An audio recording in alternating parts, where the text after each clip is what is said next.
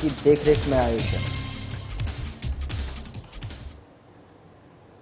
नमस्कार, मैं हूं आपके साथ गौरव राजेंद्र। बुलेटिन की शुरुआत करते हैं। हिमाचल प्रदेश में पिछली 2 बरसातों ने काफी नुकसान पहुंचाया है और बादल फटने की घटनाओं से प्रदेश में आर्थिक नुकसान के साथ जान माल का नुकसान भी हुआ है। आपदाओं से निपटने के लिए लोगों को जागरूक करने का आपदा प्रबंधन कार्य कर रहा है। इसी दिशा में अंतर्राष्ट्रीय आपदा न्यूनीकरण दिवस के मौके पर आपदा प्रबंधन प्राधिकरण, आपदा प्रबंधन प्रकोष्ठ, राजस्व विभाग की ओर से शिमला के केएटी थिएटर में समर्थ 2024 आपदा प्रबंधन जन जागरण अभियान और प्रदर्शनी का आयोजन किया गया, जिसका मुख्यमंत्री सुखविंदर सिंह सुक्खू ने शुभारंभ किया। सीएम ने कहा कि हिमाचल सरकार ने बादल फटने की घटनाओं के कारण को जानने के लिए केंद्र सरकार को भी पत्र लिखा है। साथ ही सरकार भी अपने स्तर पर इसको लेकर काम कर रही है ताकि भविष्य में इस तरह की आपदा में बचाव हो सके।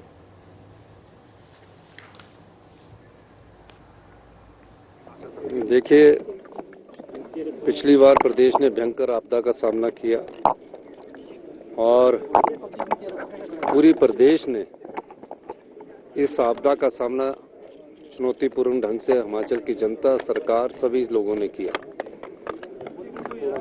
ऐसी आपदा हमने अपने जीवन काल में जब पिछले वर्ष आई नहीं देखी थी, पर लेकिन जब जनता और सरकार का सहयोग मिला और हमने उस आपदा पर नियंत्रण पाया। आज मैं ये कह सकता हूं कि आने वाले अभी पिछले वर्ष भी समेज में और जगह आपदा आई, क्लाउड बर्स्ट हुए। और क्लाउड बर्स्ट के कारण क्या है? काफी समय से क्लाउड बर्स्ट देखा जा रहा है, तो ये क्लाइमेट चेंज का भी एक कारण हो सकता है। उसकी स्टडी करने के लिए हमने केंद्र सरकार को भी लिखा है, लेकिन मैं कह सकता हूं कि हिमाचल सरकार अपने प्रयास जारी रखे हैं और आपदा के लिए हमने एक प्रोजेक्ट भी बनाया है जो तकरीबन 800 करोड़ रुपए का है और अपनी जो STRF है टीम है उसको भी मजबूत हम कर रहे हैं इस संदर्भ में, ताकि भविष्य में जो भी आपदा आए हम उस चुनौती का सामना कर सके। धन्यवाद। उधर प्रदेश सरकार में लोक निर्माण और शहरी विकास मंत्री विक्रमादित्य सिंह ने बिलासपुर जिला के नैनादेवी विधानसभा क्षेत्र के अंतर्गत नमनोहल में 3 दिवसीय पशु मंडी और किसान मेला के समापन समारोह में बतौर मुख्य अतिथि शिरकत की। इस अवसर पर उन्होंने कहा कि पूर्व मंत्री रामलाल ठाकुर और स्थानीय मेला कमेटी के आग्रह पर पशु मंडी और किसान मेले को राज्य स्तरीय बनाने के लिए मुख्यमंत्री सुखविंदर सिंह सुक्खू और उप मुख्यमंत्री मुकेश अग्निहोत्री से बात करेंगे और जल्द ही इसकी घोषणा की जाएगी। इस अवसर पर उन्होंने लोगों को संबोधित करते हुए कहा कि किसी भी क्षेत्र के विकास में सड़कों का अहम योगदान होता है। प्रदेश सरकार बिलासपुर जिला में भी सड़कों का विस्तार कर रही है। बधाई देना चाहता हूं और खुशखबरी देना चाहता हूं इस इलाके के लोगों को कि जो हमारा एक बहुत महत्वपूर्ण सड़क है नवगांव बैरी रोड, उसके लिए अभी हमने दिल्ली में केंद्र सरकार से आदरणीय नितिन गडकरी जी से मुलाकात करी थी, पीछे मुख्यमंत्री जी ने भी करी थी और मैं खुद समय समय पर उनसे जाकर मिलता रहता हूं और हमने हिमाचल के हर इलाके के लिए कुछ ना कुछ निवेदन किया था और इस इलाके के लिए जो हमको एक बहुत महत्वपूर्ण सड़क नवगांव बैरी रोड जो हमारे मंडी जिला को जोड़ने के लिए एक बड़ी शॉर्टकट भी है और इलाके के लिए एक बहुत मैं समझता हूं कि इलाके के विकास के लिए बहुत महत्वपूर्ण है। उसका अपग्रेडेशन के लिए करीबन 70 करोड़ रुपए 80 करोड़ रुपए हमको स्वीकृत हुए हैं। उसके लिए मैं उनका धन्यवाद करता हूं, केंद्र सरकार का धन्यवाद करता हूं और जो हमारे केंद्रीय मंत्री है, स्वास्थ्य मंत्री है जगत प्रकाश नड्डा जी, उनका भी इसमें एक महत्वपूर्ण योगदान रहा है। उधर उप मुख्य सचेतक केवल सिंह पठानिया ने सीएम सुखविंदर सिंह सुक्खू की तारीफ करते हुए बयान दिया है। उन्होंने कहा कि सीएम सुक्खू ने राज्य के कर्मचारियों और पेंशनरों के हितों को ध्यान में रखते हुए कई महत्वपूर्ण घोषणाएं की हैं। गंभीर वित्तीय स्थिति के बावजूद प्रदेश सरकार हमेशा कर्मचारियों की हितैषी रही है। उन्होंने प्रदेश सरकार के कर्मचारियों और पेंशनरों को 1 जनवरी 2023 से देय महंगाई भत्ते की 4% किस्त देने की घोषणा की, जिससे प्रदेश के 1,80,000 कर्मचारी और 1,70,000 पेंशनर लाभान्वित होंगे। उन्होंने कहा कि दीपावली पर्व के उपलक्ष्य पर सभी कर्मचारियों और पेंशनरों का अक्टूबर माह का देय वेतन और पेंशन का भुगतान इसी माह 28 अक्टूबर को किया जाएगा।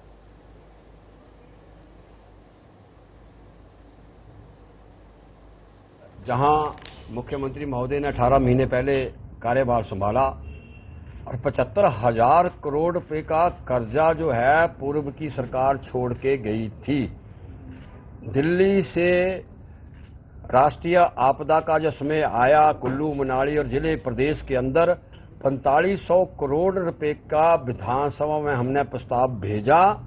आज दिन तक जो हमारा राइट है, कनकरेंट लिस्ट में स्टेट और सेंट्रल गवर्नमेंट के जो रिलेशन है, जो आदरणीय डॉक्टर भीमराव अंबेडकर जी ने भारत रत्न संविधान बनाया है, संवैधानिक पैसों के अलावा 1 रुपया आज दिन तक केंद्र की सरकार ने हिमाचल प्रदेश की सरकार को नहीं दिया है। उधर हिमाचल के मुख्य न्यायाधीश राजीव शकधर ने मां नैना देवी जी के दर्शन किए और मां का शुभ आशीर्वाद प्राप्त किया। जहां स्थानीय पुजारियों ने मंत्रोच्चारण के साथ उनकी पूजा अर्चना करवाई, वहीं उन्होंने मंदिर के प्राचीन हवन कुंड में आहुतियां भी डाली। इसी के साथ मंदिर न्यास की तरफ से मंदिर न्यास के अध्यक्ष धर्मपाल मंदिर सन्यासी प्रदीप शर्मा ने माता की फोटो और चुनरी भेंट करके उनको सम्मानित भी किया।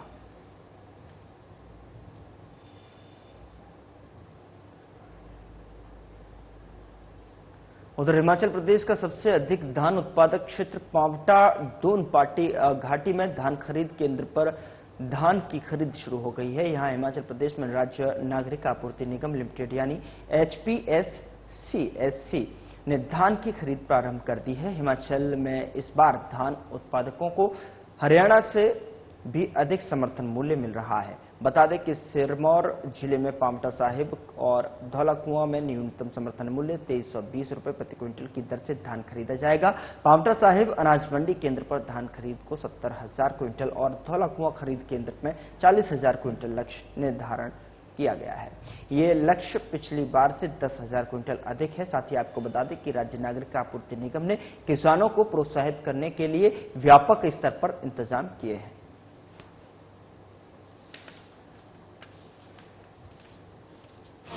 आज जो किसानों की जो 6 महीने की फसल है धान की, उसकी आज खरीद यहाँ पर मंडी में शुरू हुई है। हमारे चेयरमैन सीताराम जी हैं, इन्होंने बड़ी अच्छी व्यवस्था यहाँ की है।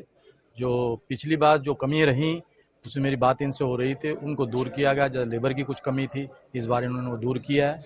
और पिछली बार जो हमारे 1 लाख टन के क्विंटल के करीब यहाँ धान की प्रोक्योरमेंट हुई थी, और इस बार हमें उम्मीद है कि उससे ज़्यादा ही यहाँ प्रोक्योरमेंट होगी। कुछ धान कुछ वजह से जो तोल लेट स्टार्ट हुई 10 तारीख को, उनका धान यमुनानगर मंडी में चला गया, जगाधरी मंडी में चला गया। और इन फ्यूचर में हमने इसको देखकर आज डिस्कस हुआ है सीताराम जी के साथ जी कि इसको डेट को थोड़ा बढ़ाया जाए। 10-15 दिन पहले इसकी प्रोक्योरमेंट अगर शुरू होगी तो हमारा यहाँ धान अच्छा यहाँ खरीदा जाएगा। उधर अंतर्राष्ट्रीय जोखिम न्यूनीकरण दिवस और समर्थन 2024 अभियान के तहत सोमवार को ऊना जिला आपदा प्रबंधन प्राधिकरण की ओर से मिनी सचिवालय में मॉक ड्रिल का आयोजन किया गया। बता दें कि एडीसी महेंद्रपाल गुर्जर की देखरेख में आयोजित इस मॉक ड्रिल में मिनी सचिवालय के सभी अधिकारियों और कर्मचारियों ने सक्रिय रूप से भाग लिया। ये मॉक ड्रिल आग जैसी आपदाओं के दौरान सुरक्षा तैयारियों का आकलन करने और जन जागरूकता बढ़ाने पर केंद्रित थी, और जिससे कि आपातकालीन परिस्थितियों में जान माल की सुरक्षा प्रभावी रूप से सुनिश्चित की जा सके। वहीं एडीसी महेंद्रपाल गुर्जर ने बताया कि इस मॉक ड्रिल का मुख्य उद्देश्य आपदा प्रबंधन के प्रति तैयारियों का मूल्यांकन करना और जागरूकता को बढ़ावा देना है।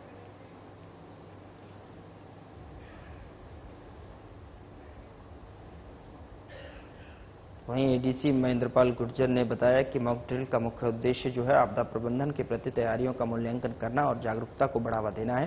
साथ ही बता दें कि जोखिम न्यूनीकरण दिवस और समर्थन 2024 अभियान के तहत सोमवार को ऊना जिला आपदा प्रबंधन प्राधिकरण की ओर से मिनी सचिवालय में मॉक ड्रिल का आयोजन किया गया।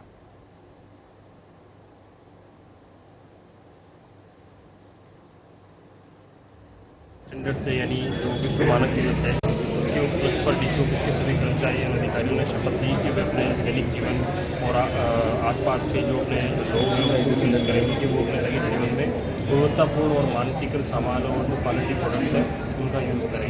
और साथ ही जो इसके प्रति जागरूकता जो है अपने परिवार, न केवल अपने परिवार बल्कि आसपास के लोगों में भी जागरूकता पैदा करने की एक प्रतिबद्ध शपथ जो है ली।